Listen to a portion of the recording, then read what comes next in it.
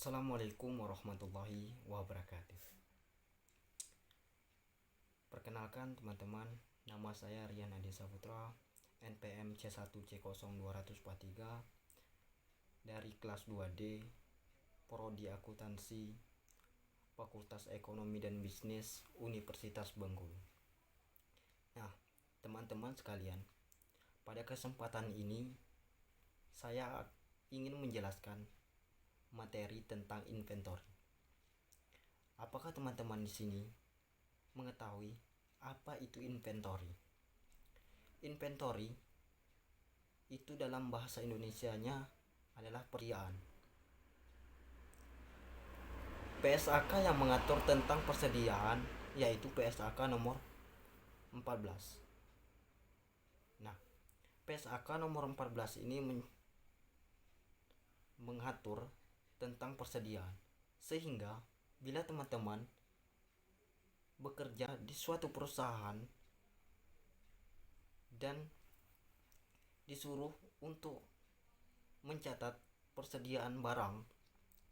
Nah, PSAK 14 ini adalah acuan atau pedoman teman-teman sekalian untuk mencatat persediaan. Persediaan itu dalam buku ISO ada dua, yaitu persediaan barang dagangan dan persediaan barang untuk perusahaan manufaktur. Nah, pada kesempatan ini saya akan menjelaskan kedua-duanya. Yang pertama yaitu apa yang dimaksud tentang persediaan barang dagangan. Persediaan barang dagangan adalah suatu persediaan berupa barang dagangan yang dibeli oleh perusahaan untuk dijualkan kembali tanpa mengubah sedikit pun bentuk barang tersebut. Nah, penjelasannya, kita membeli barang kepada perusahaan tertentu. Nah, barang tersebut niatnya dari awal kita untuk dijualkan kembali tanpa mengubah sedikit pun bentuk barang tersebut. Atau lebih simpelnya, ambil contoh showroom motor. Nah, showroom motor itu kan mengambil barangnya langsung ke perusahaan. Nah, perusahaan itu kan barangnya sudah jadi. Nah, showroom ini tinggal menjual barang tersebut.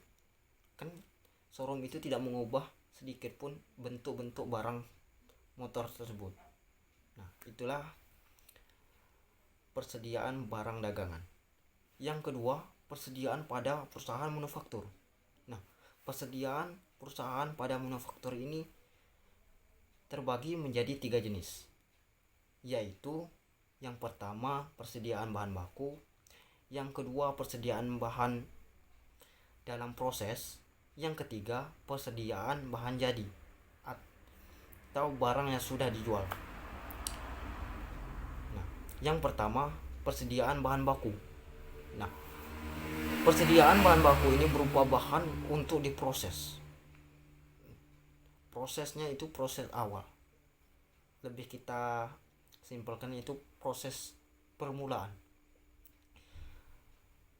Persediaan bahan baku ini belum bisa kita akui sebagai barang persediaan kalau belum barang tersebut sudah dipakai atau terpakai. Nah, jadi kita belum boleh mengakuinya kalau belum barang tersebut dipakai. Yang kedua, persediaan barang dalam proses. Persediaan barang dalam proses ini yaitu barang yang belum 100% jadi. Nah, bagaimana, pertanyaan yang di benak teman-teman, bagaimana persediaan barang belum jadi ini atau persediaan dalam proses? Contohkan saja, teman-teman mempunyai usaha membuat lemari. Nah, lemari tersebut baru teman-teman semua selesaikan 80%. Sementara waktu pengerjaannya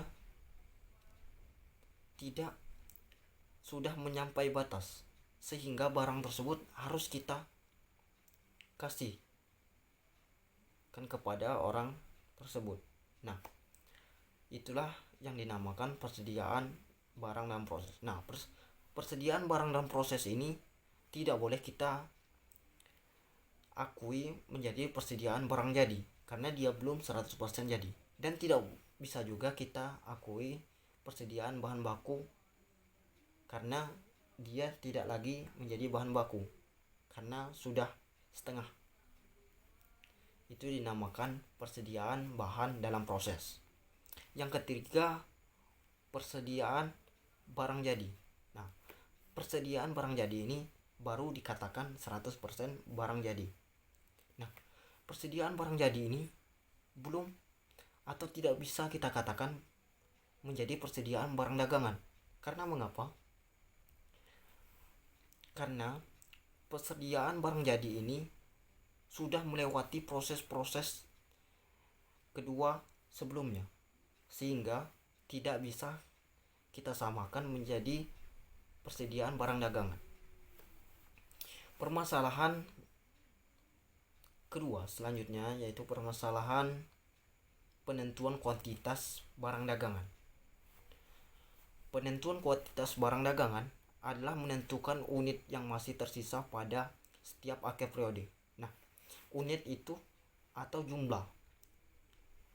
Kita harus menentukan barang dagangan ini berjumlah berapa lagi di akhir periode. Nah, sistem pencatatan persediaan perusahaan itu ada dua. Yang pertama sistem perpetual, yang kedua sistem periodik. Nah, pertanyaan lagi untuk teman-teman, apa perbedaan kedua sistem pencatatan tersebut? Tentunya berbeda. Sistem perpetual. Nah, sistem perpetual ini sistem yang dimana kalau barang itu masuk keluar dari perusahaan atau ruko kita, itu harus kita catat, baik pemasukan, pengeluaran, dan lain-lain. Setiap barang itu bertambah, setiap barang itu berkurang, harus kita catat. Sehingga setiap kali orang menanyakan tentang barang tersebut, kita bisa menyebutkan jumlah atau tersisa barang tersebut. Berbeda dengan sistem periodik. Kalau sistem periodik itu sistem pencatatannya hanya bisa dicatat pada akhir periode. Nah, sistem periodik ini sistem biasanya akhir tahun atau 6 bulan atau per semester. Nah, itu perbedaan sistem pencatatan perpetual dan periodik. Permasalahan yang ketiga yaitu permasalahan dalam penentuan kuantitas persediaan. Yang pertama, pengakuan kepemilikan atas barang dagangan. Nah, pengakuan kepemilikan atas barang dagangan ini ada dua metode. Yang pertama FOB Solving Point, yang kedua FOB Decision Point. Nah, perbedaan FOB Solving Point dan FOB Decision Point itu terletak pada pembelian barangnya. Maksudnya gimana? Nah, maksudnya kalau FOB Saving Point itu syarat barang dagangnya sudah beralih ke pembeli atau yang membeli. Nah, misalnya saja kita membeli motor di Jakarta. Nah, kita membeli motor itu seharga 12 juta. 12 juta itu untuk harga motornya aja. Sedangkan untuk motor ini ke Bengkulu itu harus menggunakan transportasi atau jalur orang yang membawanya.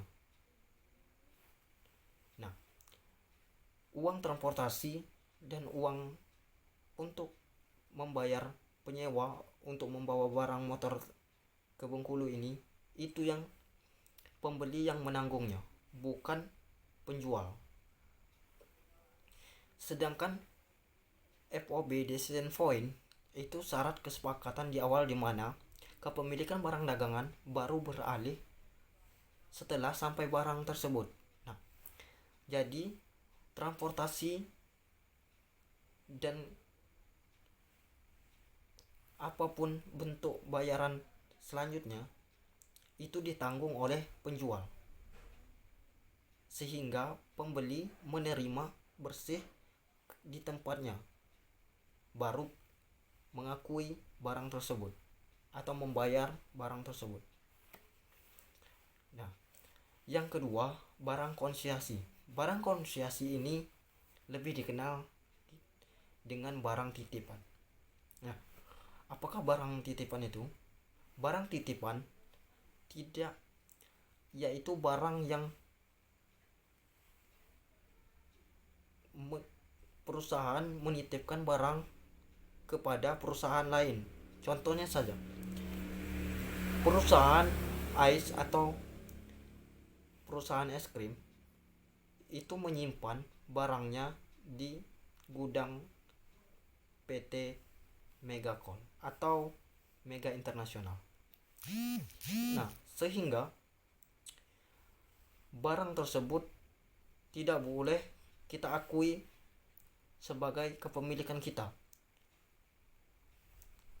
sehingga dalam pencatatan laporan keuangan itu tidak boleh kita catat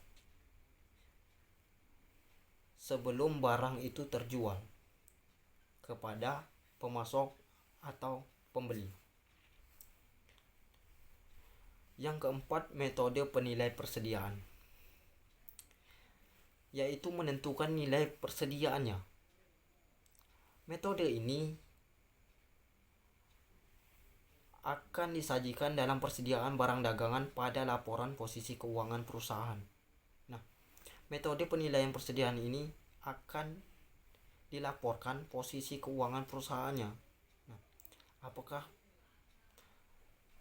Yang pertama, metode harga perolehan. Ada dua asumsi harga perolehan. Yang pertama LIFO, yang kedua FIFO. Nah, perbedaan kedua jenis ini pada letak penjualannya. Ada yang di awal dan ada yang di akhir. Nah, kalau FIFO itu freeze in freeze out. Nah, barang yang pertama kita beli itu pertama kita jual. Sedangkan LIFO, last in freeze out, barang terakhir kita beli itu terakhir pertama kita keluarkan. FIFO, freeze in freeze out. Nah, contohnya saja kita membeli barang minuman Sprite. Nah, barang Sprite ini kita beli hari ini, terus besoknya kita membeli barang Sprite di tempat yang lain juga. Nah, yang pertama kita keluarkan itu barang kemarin, sehingga barang yang baru kita beli ini kita simpan ke gudang lebih dahulu. Sedangkan LIFO ini barang yang terakhir kita beli itu pertama kita keluarkan. Nah, ini merupakan metode pencatatan persediaan yang tidak diperkenakan oleh IFRS. Karena mengapa? Karena sangat merugikan perusahaan tersebut, sehingga banyak sekali perusahaan-perusahaan tidak memakai pencatatan ini. Nah, pertanyaan teman-teman, apakah ada negara yang menggunakan pencatatan tersebut? Jawabannya tentu ada. Salah satu negara yang menggunakan pencatatan LIFO ini yaitu negara Amerika Serikat. Nah, terus teman-teman bertanya, kok bisa negara Amerika Serikat, negara yang maju, negara yang kaya, itu menggunakan sistem pencatatannya yang dilarang oleh IFRS? Mengapa itu bisa terjadi? Nah, itu tentu ada alasan tersendiri untuk negara Amerika Serikat. Alasannya yaitu karena menggunakan LIFO, perusahaan Amerika Serikat mendapatkan keuntungan dengan memanfaatkan pajak.